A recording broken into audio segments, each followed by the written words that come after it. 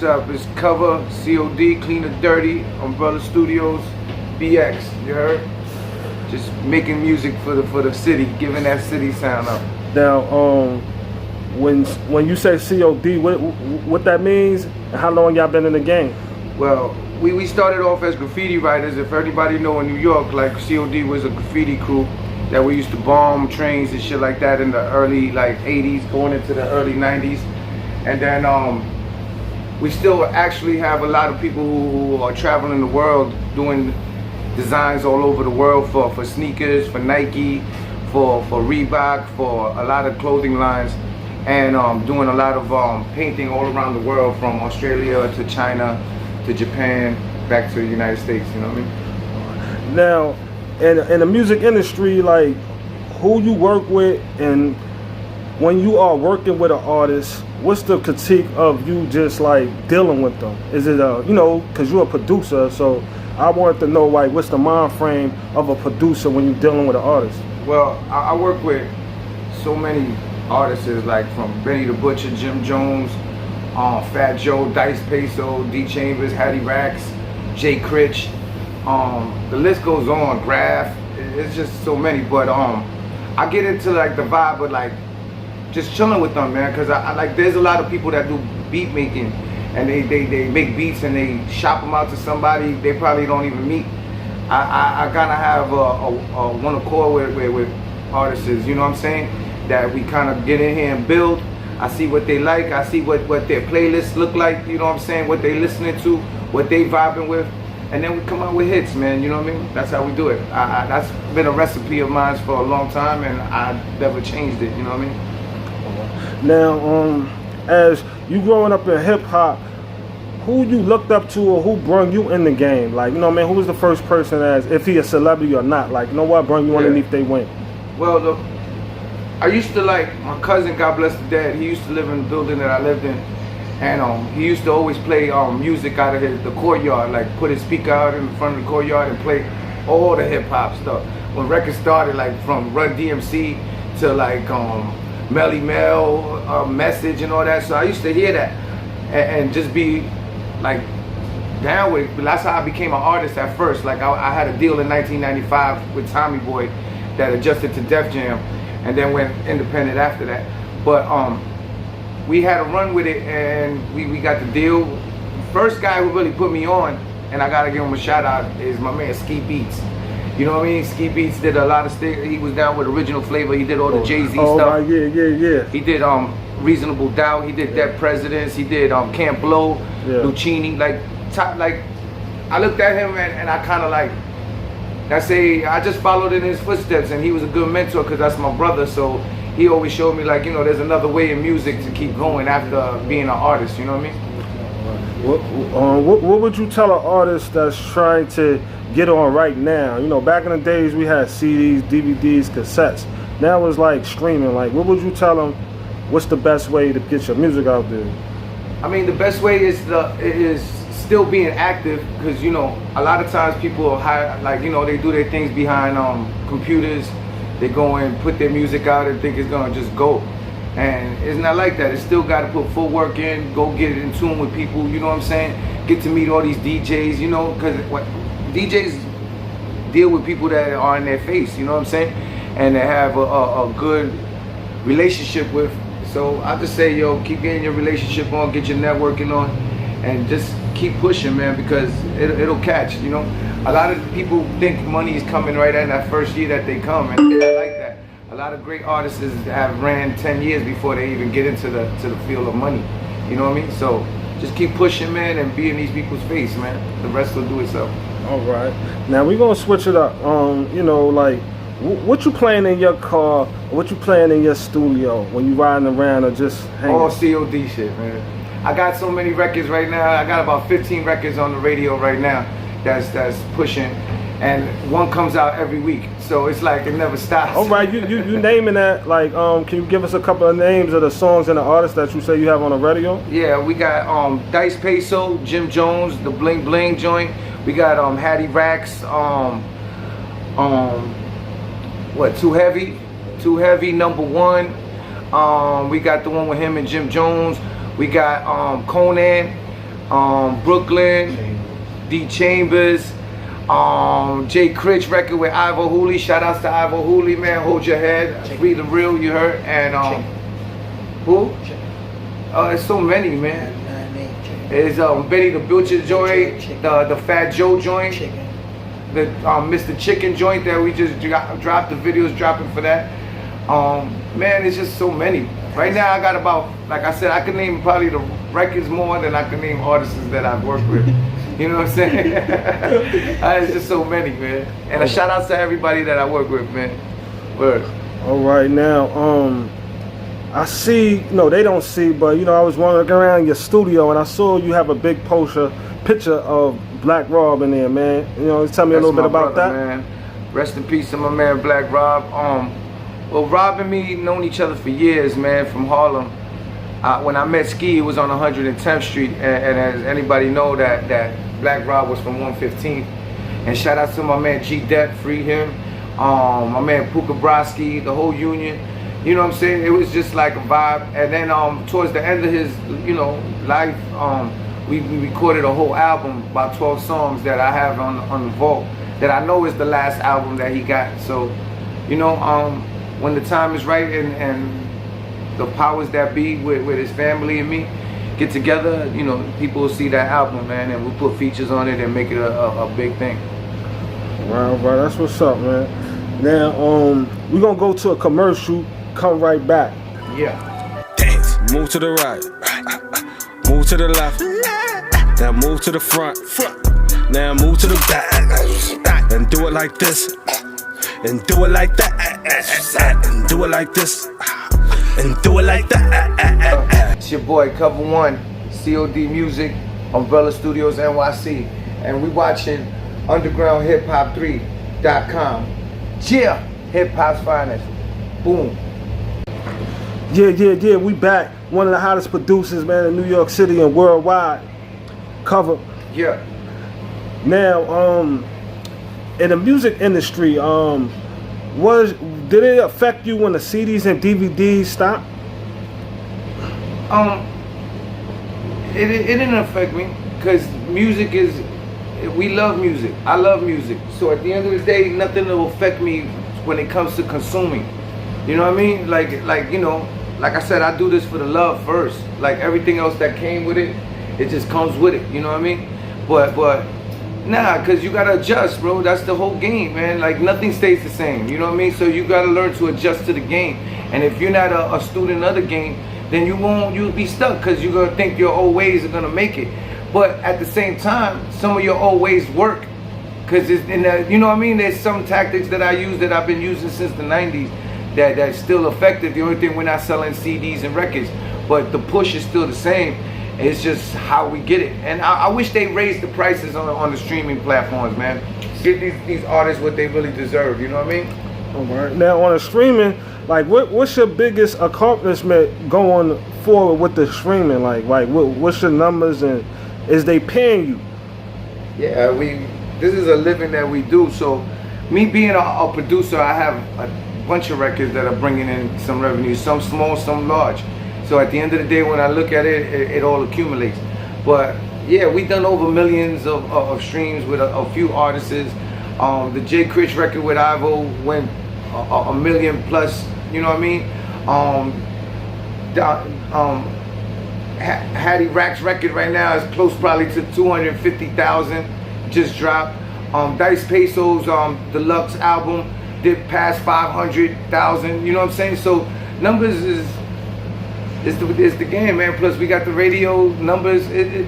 Labels need to get at us in a second, man, because the numbers and the wave is moving together. So that's what we always wanted, because at one time it was either one trying to build up your YouTube or whatever and your IG thing, and then it's trying to get on the radio. And a lot of people who be on YouTube don't get on the radio. So your BDS spins is looking good right now. Yeah, they're good. Now, I want to know your top 5 MCs for yourself. I know you maybe got more, but I like to know, like, I mean, your top 5. Well, my top 5 is so hard because I'm such a hip hop nigga, and I just love rap, man, and I love what people bring to the table. So it's hard to define just your favorite, but if I break down like what I really what hit me every time periodically would definitely be like KRS-One. Like KRS-One changed my vibe into music, you know what I mean? Jay-Z, definitely one of them cats, you know what I mean? Gotta give Nas, because when Nas came up, it changed the game. That whole vibe was so crazy, and the impact. You gotta put Wu-Tang, fuck that, put Wu-Tang as one. You heard? Because the game was just crazy when they came out. And then gotta throw Big in there. That's just a typical, because Big is so hip hop that it shouldn't even be like him in the category. He's just hip hop, man. He's an icon to the game. And when you define certain hip hop fields and what came to the game, you gotta respect that. He gave you dance records. He gave you. But then I gotta take one out and give you Pun. Shout out to my pana, you heard? Puerto Rican Pun, the big Punisher. Shit like that is like, I'm such a hip hop fan, man, that it's just hard to just say one, because so many records impacted me to the game, you know what I mean? All right. Now, when you got this new projects, all the stuff that's out right now, yeah. Do you have any artists that's like on your next come up for yourself besides the music that you just said, or all these artists is underneath the COD music? Well, everybody, like right now, I work with so many other artists that my thing is really when I work with new artists that are coming up and I hear them on the radio, you know what I mean? Like my thing has always been like push our people so we could get them right with like everybody else, give them the same wave, same airplay, same all that. So with that being said, I got so many cats like my man Prince Julius, you know what I'm saying? Is Hoffa, you know what I mean? The whole Hellbound crew. My man Spotlight Breeze right here, you know what I mean? D Chambers. My people right here, Wu Flacco, working on some projects with him. I mean, my thing is just to keep feeding the game, and not even just that. We're teaching every Fridays, and we have a curriculum in the School Line Academy that we're teaching the youth how to produce, engineer, DJ, everything that has to do with the culture, even making a record. So not just making records for new artists, is just supplying the future with maybe the next producer that's gonna come out of our camp. So we've been just being in tune with everything. We just got a proclamation from the senator for all the things that we've done. So like I said, man, the game has just been real good right now. And congratulations. Thank you. And I just feel like now it's another run. I always see myself like as an artist when I did it, gave me a run. Now as a producer, and hopefully after that as an executive. You know what I mean? So just keep working, man, until it makes sense. Right, man. Before we get out of here, man, you have any online where they can find you at? Yeah, y'all can. All my joints is at The Real Cover. You know what I mean? My YouTube you can check is Clean and Dirty Music. Umbrella Studios NYC. Y'all can check out the studio and see the people that pop out in there. Shout outs to all the artists that come to the studio, even if you work with me or come and bring your own music. Shout outs to the whole New York City, because we trying to bring this sound back and restore the feeling. Like shout outs to Hot 97 Power, 94.7 The Beat for giving us that. Shout outs to my partner Charlie. That's my boy and that's my brother. Without him, a lot of this shit can't happen either. And all my team, man, the whole COD, man. Yeah. We back, man. Yeah. Back with that boy Cover, COD Music. Yeah. Now moving forward, man, like, what's the name of this project? You say you got a lot of stuff. Are you working on a Pacific project right now? Well, we just finished wrapping up the boom bap to drill rap with D Chambers. Got about 9 records out of 10 on that. Shout out to my man Kaz, the producer. I got a production company with a few producers of my own that are out there putting some work in now with me. Shout outs to 20 Cam, shout outs to Max Level, Kaz, you know what I mean? Man, David, Patron, all those cats now, coming under COD, giving them the next life producers, young cats that are coming up, you know what I mean? Now, you said you did graffiti now as graffiti artist, know what I mean? Cause you know what I mean? You said you did the graffiti. We're gonna go into that, man. Uh-huh. When you was doing the graffiti, anybody stand out that's in the music industry that you met? Because you know, Graffiti came from the streets. Well, you know, shout outs and God bless, man. Rest in peace to my man K Slate, Desi Dez. You know what I'm saying? I was watching him since like Graffiti really started. Like he was one of the first, and you know, it was a pleasure to meet him and him playing my records on the radio. And always been a solid guy, man. Harlem in the building, you heard? K Slate. All right, now you said Fat Joe. You know Fat Joe used to tag too, Crack TS. Shout outs to Crack TS, man. You know what I'm saying? Shout out. We had like runs that all of them know COD because we all like TAT. Shout outs to TAT, TS. Yeah. You know what I mean? They were out there doing their thing, but TC5, FC. You know, these are just crews of like shout outs to West. West was someone who created P&B gear that Nick Cannon ended up buying, you know what I'm saying? But it was my man West shit. Shout out to my man Wayne and Wen. They travel the world with Graffiti and are so much in tune with the culture because like since the beginning of the game, we used to work for Hype Williams and before Hype was Classic Concept. That's Ralph McDaniels and Lionel Martin. We used to do art directing for them. Like we used to do the sceneries on like Wu-Tang videos, Boyz II Men videos. And before we would get there, we would tag the whole neighborhood up because we knew where it was.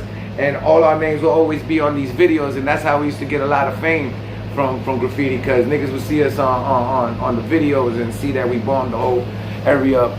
Shout outs to all those videos that we were in, man. Wu-Tang, KRS-One, a whole bunch. Boyz II Men. You know, shout outs to Diane Martell, Lionel Martin, Hype Williams, Ralph McDaniels. Yeah. All right. You know, right now it's big in hip hop where I ain't gonna say controversy because you know I love hip hop as not who started it, but as are you Spanish or you? I'm Puerto Rican. All right, cool. So from the Bronx.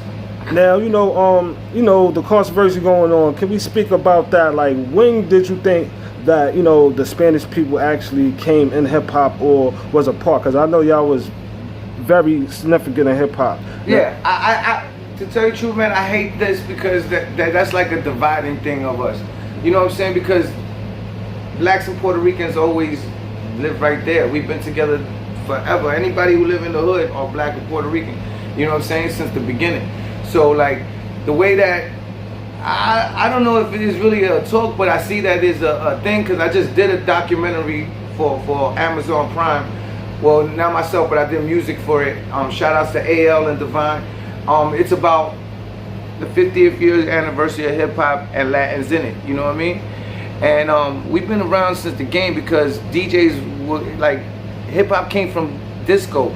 So when back in the days, the disco DJs were mostly Puerto Rican and Italians. And not to cut you off, what year disco you saying so we can at least get a time frame? Well, if you were going into the 70s, like from 69, 70s, it started getting into disco and changing right then and there because then the hip hop music was sampling discos like Chick and all these other records. Those breakbeats a lot of them are like, you know what I mean? Come from records that we've heard from back in the days. So that's how we came up at it. But just in general of being a DJ at a disco club, most of them were Puerto Ricans and white boys, to tell you the truth. You know what I mean? Now who's the names? Can we name drop? Because I love doing history. So what's the names? Of maybe like a disco DJ? Like people just coming up. Well, Charlie Chase. You gotta give Tito from the Furious Five. You know what I'm saying? There's so many that could go down. Like we could keep going generation to generation about, like, you know what I mean? So who was the first person that you say that, know what, I want to look up to this brother because he's the same race as me? As you can see when you say that. But maybe me as an artist, like my favorite rappers weren't Puerto Rican. Oh, right. You understand? Until Pun and them started coming out to the thing. When I came to the game, I didn't rap like certain Spanish people that came to the game. You know what I mean? Like it was like more of a like Rico Suave, and they try to like commercialize what we do. You know what I'm saying? Because of the look, because I can't tell you what they were thinking. But you know what I mean? When we came to the game, it was straight hip hop. We gave that hip hop flavor. That's why you got to give shout outs to like Main One, Curious George, artists like that came up. Beat Nuts, word up, man. Juju and Psycho, like cats like that. Cypress Hill. I love that kind of music because it was real hip hop. not like a Rico Suave, but you know, big up to Rico Suave, yo. You know what I'm saying? That was a real person, because I know Rico Yeah. Suave. We used to call people that. Because there was an artist called Rico Oh, Suave. shit, word. Yeah. I thought that was some his regular name, shit. yo. It was like he had long hair, but you know, that was the game, man. Yeah. I look, I'm not a person who critiques like what people do, because the game is so full of like Yeah. different genres, different people like different music, and then there's a room for everybody. You know what I mean, to make money on what they think is created. So, you know, shout outs to the homie. Yeah. And thank you, man, for having me on your show, bro. Oof.